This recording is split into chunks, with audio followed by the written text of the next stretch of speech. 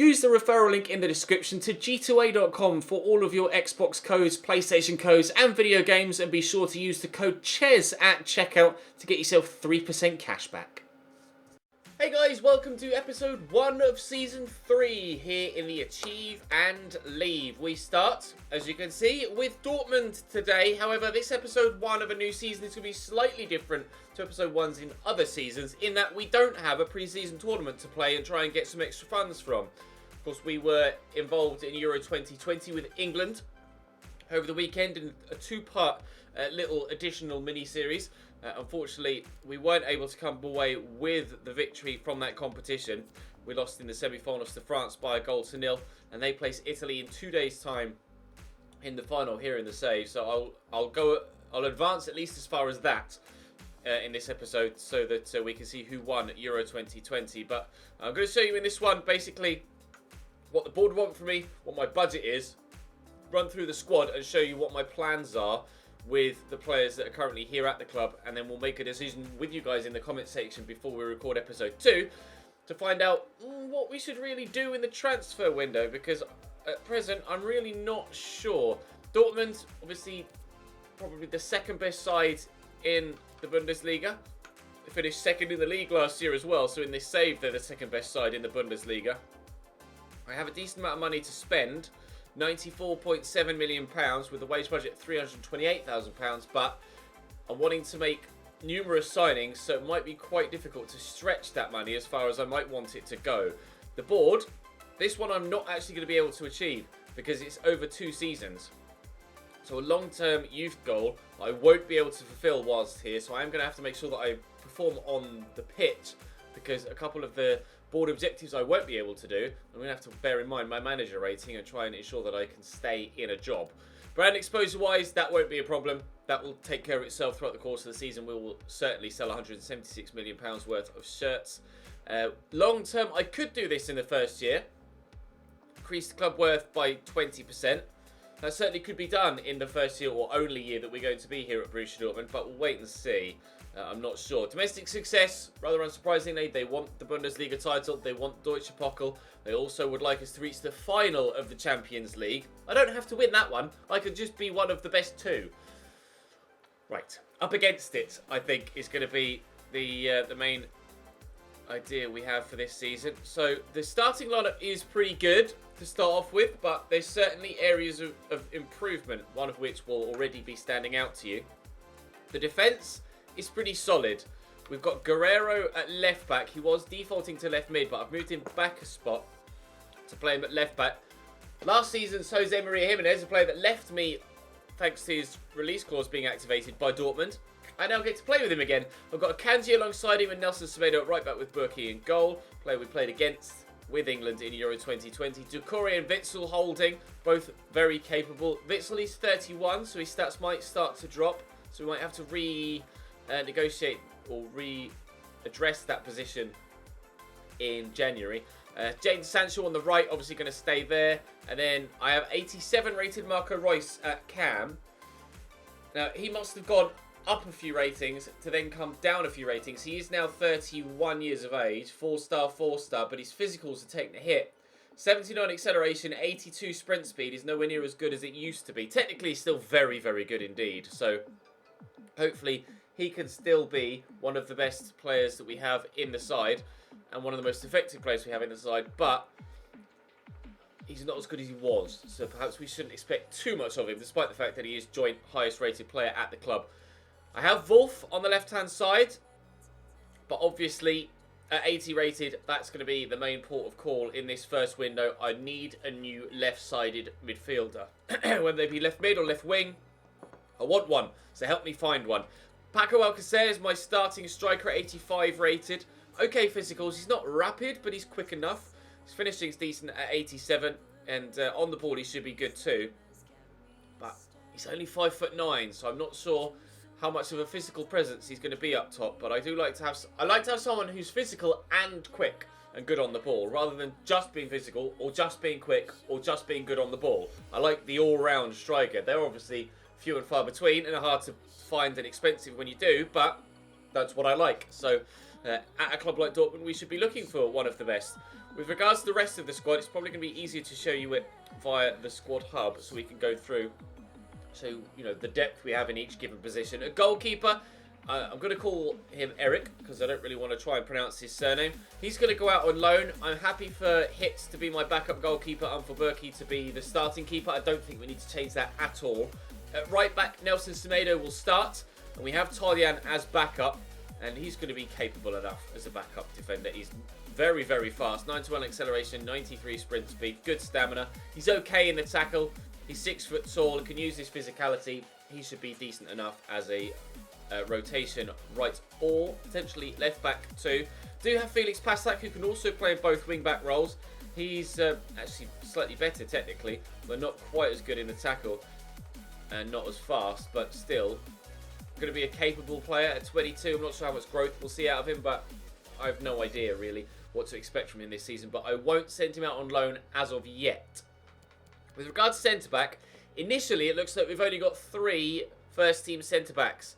Akanji, Jimenez and Diallo are 82 rated, but do bear in mind I will probably go and try and sign Henry Edwards from Chelsea, our scout future star from Season 1, so that will add a 4th central defender to the lineup.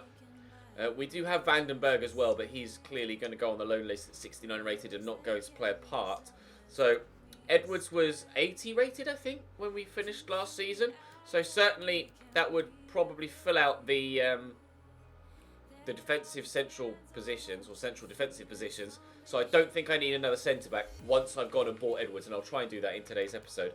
Initially, I had 2 left-backs, but because I'm moving Guerrero down from left mid back to left back, I can free up the money to be able to sell Gulam or Kazawa. The Gulam is he valued higher? He's valued slightly higher. He's on slightly more wages a week. He's older. He's supposedly slightly better overall, but I do favour Levan Kazawa. So Gulam I'm going to try and sell and raise some extra funds with.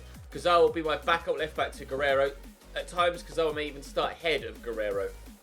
With regards to central midfield positions, we've seen Witsel and Doucouré. Also still have Thomas Delaney here at the club, who will certainly play a role this season, an important role too. Sebastian Roda, though, is certainly going to be sold on. At 29 years of age and 77 rated, I'm not going to see the best of him, so I'm going to move him on. And I would like a rotation central midfielder if you can offer me one.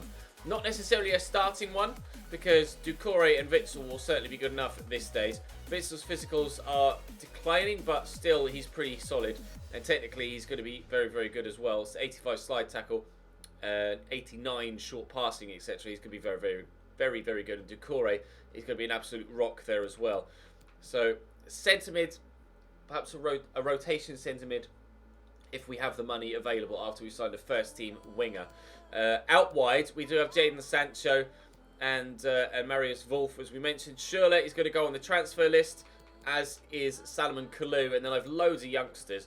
Vanna, Ballatini, back here. And then in midfield as well, we have a few youngsters in Burnett too.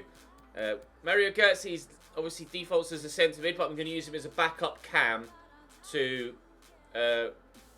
Marco Reus. Seems like the obvious thing to do, really.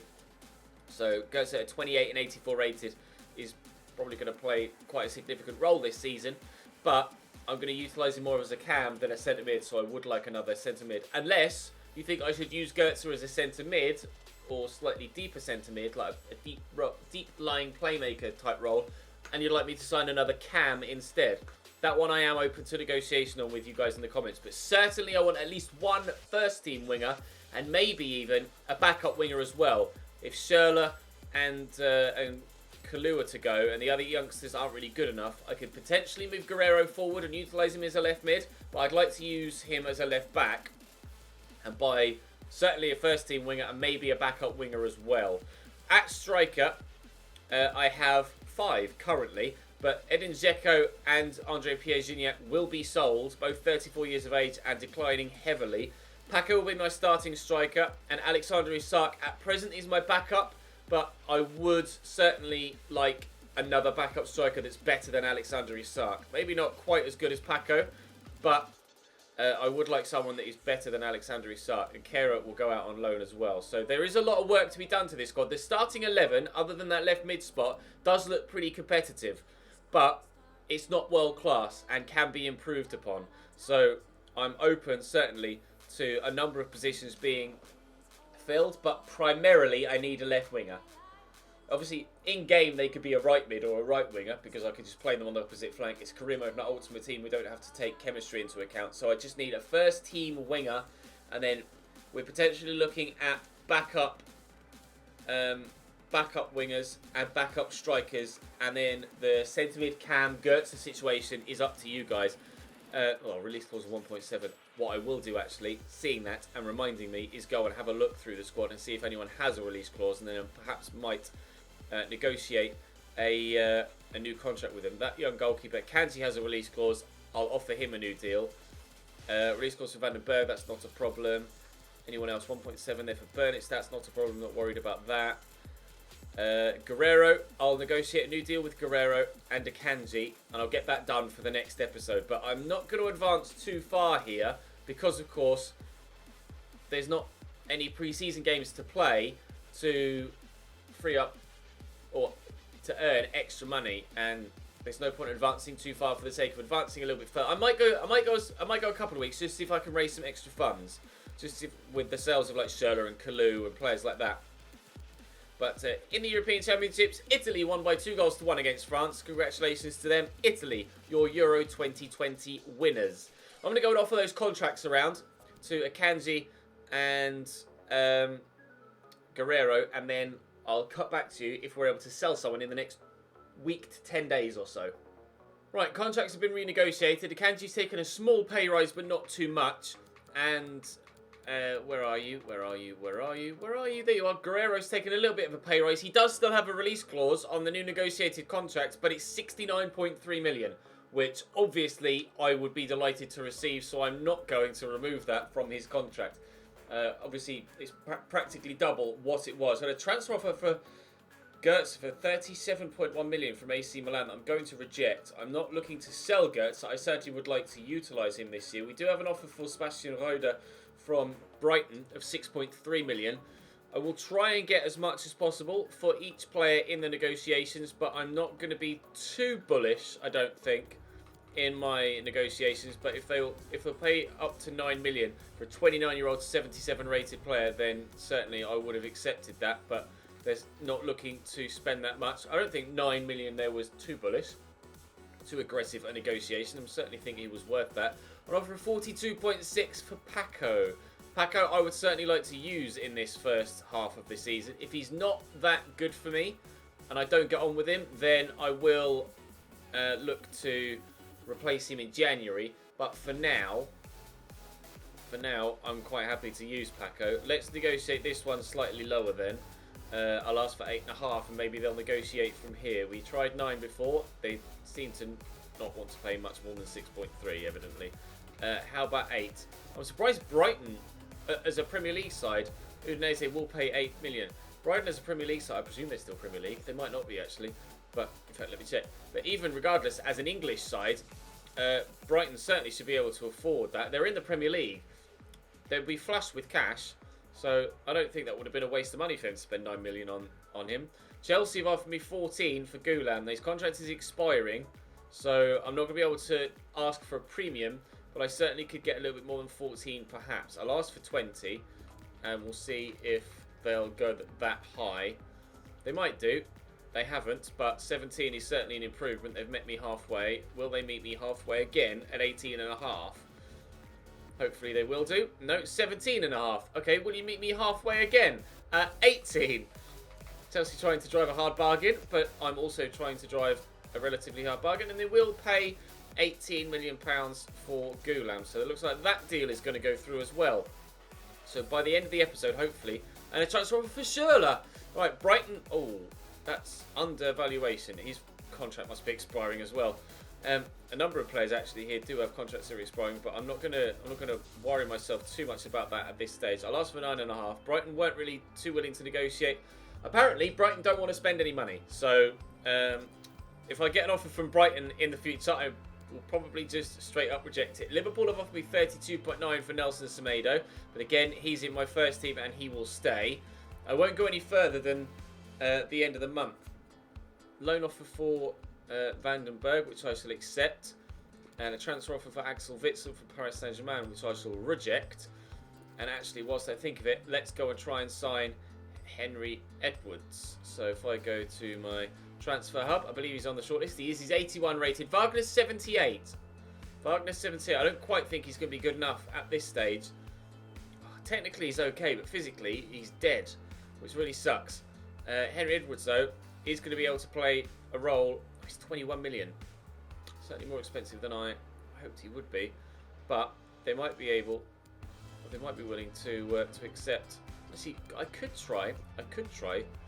Let's try someone like Sebastian Roeder. Would they be willing to take Roeder in as make weight plus some money?